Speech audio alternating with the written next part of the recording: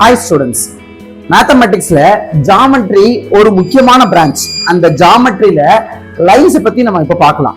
லைன்ஸ்ங்கிறது ஒரு fundamental unit.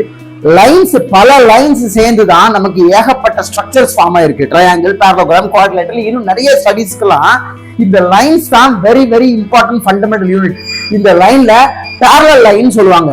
Parallel line எப்படி இருக்கும்னா இந்த மாதிரி எவர் மீட்டிங் லைன்ஸ் தான் parallel lines. என்னைக்குமே இவங்க வந்து சந்திக்கவே மாட்டாங்க. ஃபார் எக்ஸாம்பிள் ரயில்வே ட்ராக் எடுத்துக்கலாம், லேடரோட லெக்ஸ் எடுத்துக்கலாம். இந்த ஸ்ட்ரக்சர்ல வரக்கூடிய இந்த மாதிரியான லைன்ஸ் தான் வந்து parallel lines.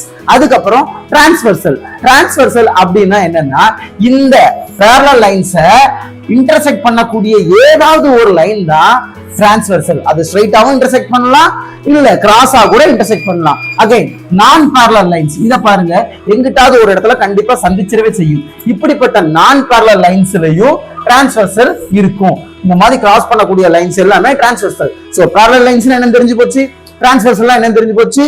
நெக்ஸ்ட் டாபிக்ல சந்திக்கலாம். தேங்க்யூ.